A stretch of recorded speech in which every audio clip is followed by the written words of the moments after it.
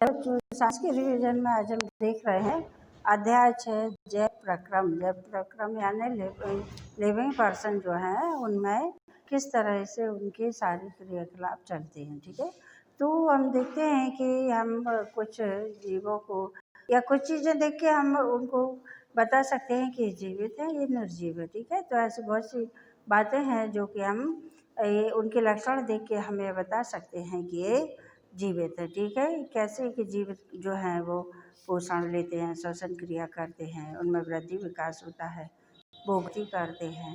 ठीक है, और गति करना है ना चलना फिरना। तो पौधे जो होते हैं, पौधों की गति उनकी वृद्धि से मानी जाती है। तो इस तरह से हम सजीव और निर्जीव में बहुत सी चीज़ों में अंतर करके हम देख लेते हैं कि कोई चीज़ सजीव है या निर्जीव है। तो जैव प्रक्रम किस तरह से चलता है। ठीक है, क्या है कि जब हम कोई भी क्रिया करते हैं या जैसे हम श्वसन लेते हैं, तो श्वसन के दौरान जब हम ऑक्सीजन गैस ग्रहण करते हैं तो ऑक्सीजन गैस हमारे फेफड़ों में पहुंचती है। ठीक है, और फेफड़ों में पहुंच के जब वह रक्त में मिल जाती है तो रक्त में मिलकर फेफड़ों में पहुंच के जब वह रक्त में मिल जाती है तो रक्त में मिलकर यह हृदय को जाती है। हृदय के बाएं आलिंद में शुद्ध रक्त होता है और बाएं आलिंद की पंपिंग क्रिया द्वारा यह बाएं निलय में पहुंच जाती है। और बाएं निलय में जब प्रेशर बढ़ता है तो यह धमनियों द्वारा हमारे शरीर के सारे अंगों में शुद्ध ऑक्सीजन और रक्त, ठीक है, शुद्ध रक्त जिसे कहते हैं, तो जिसका नाम है ऑक्सी हीमोग्लोबिन। ऑक्सीजन रक्त में हीमोग्लोबिन होता है। हमारे रक्त में जो आयरन होता है, आयरन को हीमोग्लोबिन कहा जाता है बच्चों। ठीक है, तो ऑक्सीजन जो है वह रक्त के साथ मिल जाती है फेफड़ों में और यही पहले हृदय में जाती है और हृदय के बाएं आलिंद में जाती है और बाएं आलिंद से ये बाएं निलय में जाती है और बाएं निलय से यह द्वारा शरीर के सारे अंगों में पहुंचा दिया जाता है। ठीक है, ऑक्सी हीमोग्लोबिन जिसका रक्त का नाम है। ठीक है, तो हमारे शरीर में ये सब क्रियाकलाप कैसे होते हैं। तो आपको मालूम है कि हमारा शरीर जो है कोशिकाओं से बना होता है और बहुत सारी कोशिकाएं मिलती हैं तो ऊतक बनाती हैं और ऊतक जो है वो अंग तंत्र बनाते हैं। अंग तंत्र मिलके हमारे शरीर की सारी संरचना का निर्माण करते हैं। ठीक है, तो सजीव की संरचना जो है वह सुसंगठित होती है। उसमें ऊतक होते हैं, ऊतकों में कोशिकाएं होती हैं, कोशिकाओं में भी छोटे छोटे घटक होते हैं और सजीव की यह संगठित और सुव्यवस्थित संरचना समय के साथ साथ पर्यावरण के प्रभाव के कारण विकसित होने लगती है। ठीक है, तो इस तरह से जब पहले तो हमारे शरीर में वृद्धि और विकास चरम सीमा पर होता है और जब बहुत समय बाद यानी समय के साथ साथ पर्यावरण के प्रभाव के साथ साथ शरीर की जो व्यवस्थित संरचना है वो विकसित होने लगती है। ठीक है, और यदि यह व्यवस्था टूट जाती है, कोशिकाओं का कार्य करना या सारे अंगों में समन्वय, तो जीव का अधिक समय तक जीवित नहीं रह सकता। ठीक है, तो ये क्या करती हैं कोशिकाएं, जीवों के शरीर को मरम्मत करती हैं और जीवों के शरीर को जिंदा रखती हैं। तो इस तरह से कोशिकाएं हमारे शरीर में को जीवित रखती हैं। ठीक है, और कोशिकाओं में जो जीव द्रव्य होता है, कोशिका की बाहरी झिल्ली होती है जो कि प्लाज्मा मेम्ब्रेन से बनी होती है। प्लाज्मा मेम्ब्रेन अर्धपारदर्शक झिल्ली होती है जिसमें से केवल आवश्यक पदार्थ ही कोशिका के अंदर पहुंचते हैं और अनावश्यक पदार्थों को यह झिल्ली कोशिका में जाने नहीं देती। इसी तरह कोशिका में जो पदार्थ बनते हैं और जो कोशिका के काम के नहीं हैं यानी अपशिष्ट पदार्थ जो कहलाते हैं, तो कोशिका के अंदर जो अनावश्यक पदार्थ होते हैं जैसे CO2 और जल वगैरह, तो ये भी प्लाज्मा मेम्ब्रेन द्वारा कोशिका से बाहर निकाल लिए जाते हैं। ठीक है, तो इस तरह से कोशिका झिल्ली प्लाज्मा मेम्ब्रेन की बनी होती है। कोशिका के ठीक मध्य में केंद्रक होता है। केंद्रक में गुणसूत्र पाए जाते हैं जो कि विभाजन और वृद्धि के समय काम आते हैं। ठीक है, और गुणसूत्रों के द्वारा ही लिंग का निर्धारण होता है कि मेल है या फीमेल है, एक गुणसूत्रों के ऊपर ही निर्भर रहता है। कोशिका केंद्रक और कोशिका झिल्ली के बीच में जो पतला द्रव भरा होता है उसे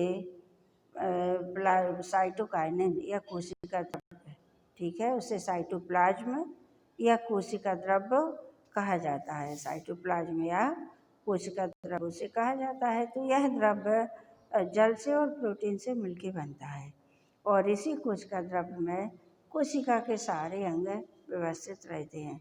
कोशिका के अंगों में जैसे माइटोकॉन्ड्रिया है, राइबोसोम है, डीएनए है, आरएनए है और पौधों में हरित लवक है, ठीक है, हरित लवक, स्टार्च कण है, ये सभी इसमें पाए जाते हैं कोशिका द्रव में, ठीक है। सारी कोशिका में बिखरे रहते हैं।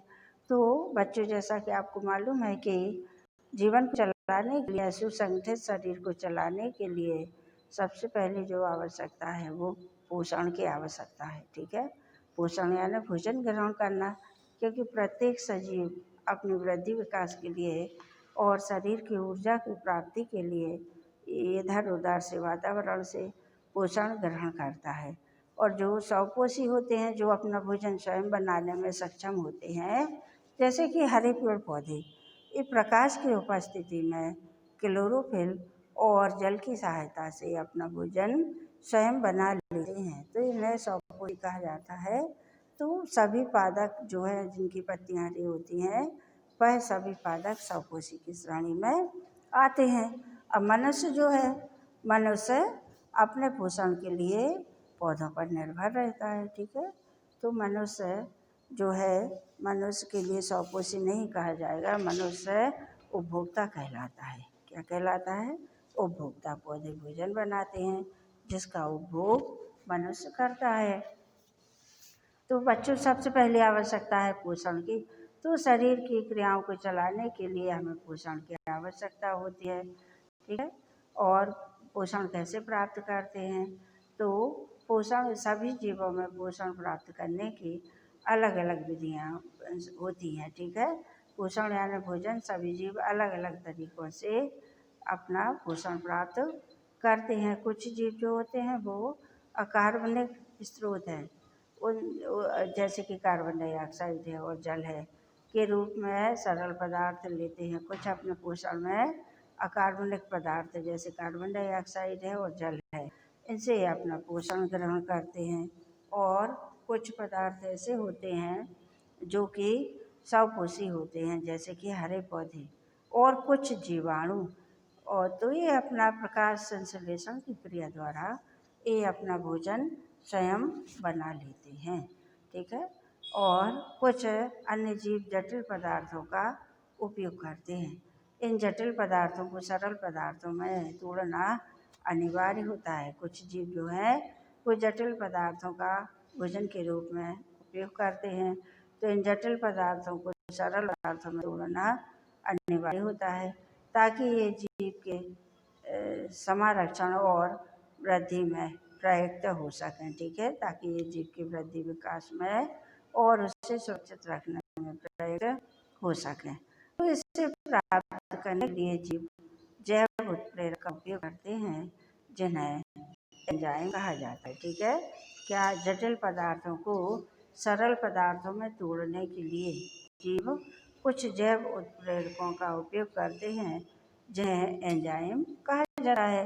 तो विषमपोषी उत्तरजीविता के लिए प्रत्यक्ष रूप से यानी सीधे रूप से या परोक्ष रूप से यानी सीधा, जो अप्रत्यक्ष रूप से इनडायरेक्ट, डायरेक्ट और इनडायरेक्ट, ये दोनों विधियों से ये अपना भोजन प्राप्त करते हैं। जंतु और कवक इसी प्रकार के विषमपोषी जीवों में सम्मिलित हैं। जंतु तथा कवक किसमें सम्मिलित हैं? विषमपोषी जीवों में, ठीक है बच्चों। अगला आता है स्वपोषी पोषण।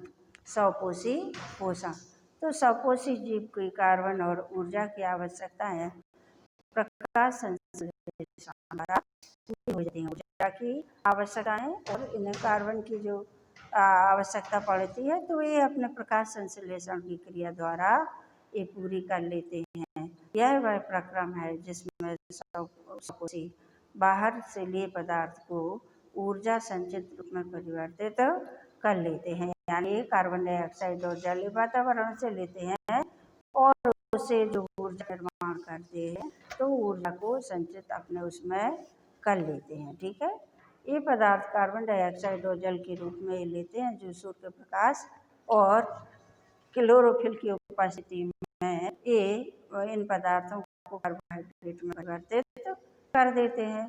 कार्बोहाइड्रेट पौधों को ऊर्जा प्रदान करती है। कार्बोहाइड्रेट जिसे बोझ भी कहा जाता है, जिसका सूत्र है बच्चों C6H12O6। तो यह कार्बोहाइड्रेट पौधों को ऊर्जा प्रदान करने में काम आती है। ठीक है, और कुछ पदार्थ ऐसे हैं कि जो अपने इसमें भोजन को जो है माइटोकॉन्ड्रिया होता है, तो माइटोकॉन्ड्रिया में ऊर्जा का संग्रह होता है और ऊर्जा को एटीपी के रूप में, किलो कैलोरी ऊर्जा को एटीपी के रूप में संचित करके माइटोकॉन्ड्रिया में रख लेते हैं। तो इस तरह से बच्चों ऊर्जा प्रत्येक जीव की आवश्यकता होती है और ऊर्जा प्राप्ति के लिए प्रत्येक जीव अपने पोषण का सहारा लेते हैं।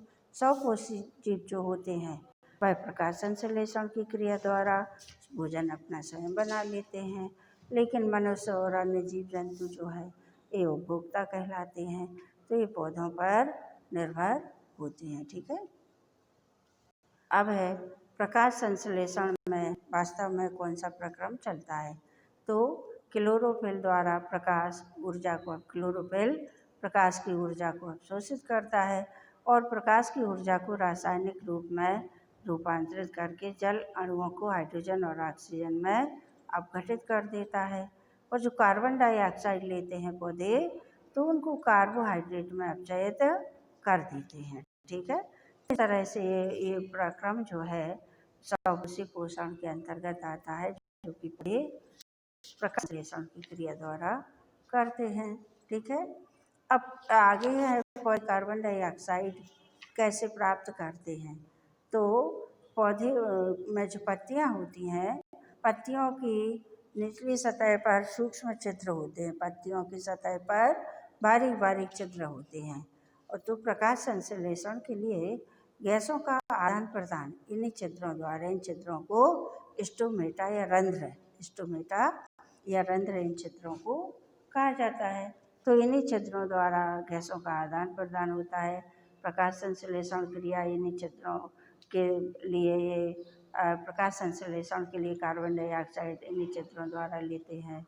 और जब पौधे श्वसन क्रिया करते हैं तो श्वसन क्रिया के लिए ऑक्सीजन भी इन्हीं छिद्रों द्वारा आदान प्रदान इनका होता है। ठीक है, अब जो प्रकाश संश्लेषण क्रिया है या जो बाष्पोत्सर्जन की क्रिया है, ठीक है, पौधों में बाष्पोत्सर्जन क्रिया भी पत्तियों द्वारा होती है।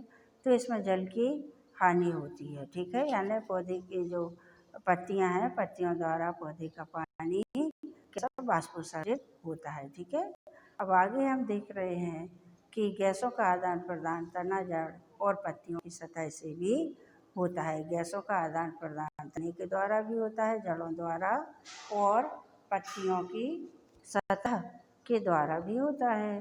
तो इन सब क्रियाओं में रंध्रों के द्वारा, रंध्र जहाँ भी होते हैं पत्तियों पर हैं या जड़ में हैं या तने पर हैं, तो उनके द्वारा पर्याप्त या अधिक मात्रा में जल की हानि होती है। और जब प्रकाश संश्लेषण के लिए कार्बन डाइऑक्साइड की आवश्यकता नहीं होती तब पौधा इन छिद्रों को बंद कर लेता है। जब आवश्यकता नहीं होती, प्रकाश संश्लेषण क्रिया जब चल रही है और कार्बन डाइऑक्साइड की आवश्यकता नहीं है, तब क्या करता है कि पत्तियां इन छिद्रों को बंद कर लेती हैं। तो इन छिद्रों का खुलना और बंद होना द्वार कोशिकाओं का एक कार्य है।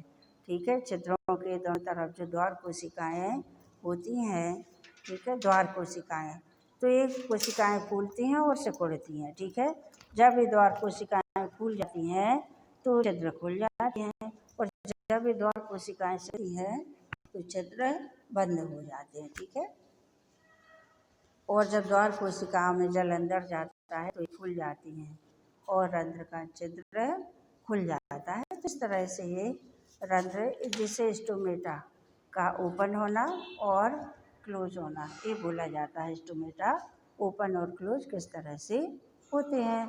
ठीक है बच्चों, तो ये स्वपोषी पोषण में हमने देखा कि पौधे किस तरह से अपना भोजन बनाते हैं और किस तरह से उसको संचित करके रखते हैं। और पौधे जो प्रकाश संश्लेषण की क्रिया करते हैं तो उसमें उनके लिए क्या क्या पदार्थ आवश्यक होते हैं। ठीक है बच्चों, अब आगे हम देख रहे हैं विषमपोषी पोषण। ठीक है, तो विषमपोषी जैसा कि नाम से स्पष्ट है, विषमपोषी जो अपने भोजन के लिए अन्य पदार्थों पर या अन्य चीज़ों पर निर्भर रहते हैं। जैसे जो जीव शाकाहारी हैं, हिरण है, खरगोश है, तो ये घास पर निर्भर रहे हैं। और जो जीव शाकाहारी मांसाहारी भी हैं तो वो पत्तियों और अन्य जीवों पर अपने पोषण के लिए निर्भर रहते हैं। इसी तरह से मनुष्य भी है, शाकाहारी भी होते हैं, मांसाहारी भी होते हैं। तो जो शाकाहारी मनुष्य है वह अपना पोषण पौधों से, फलों से, दालों से, चावल से, इनसे प्राप्त करता है। और जो वो होते नॉन वेजिटेरियन या मांसाहारी, वह अपना पोषण अन्य जीवों से प्राप्त करता है। तो इस तरह से प्रत्येक व्यक्ति अपना पोषण प्राप्त करता है। ठीक है, तो विषमपोषी जीव जो होते हैं वो अपना पोषण अन्य घटकों से प्राप्त करते हैं, जैसे पौधे की पत्तियां हुई या जीव हुए। ठीक है, इस तरह से अपना पोषण प्राप्त करते हैं।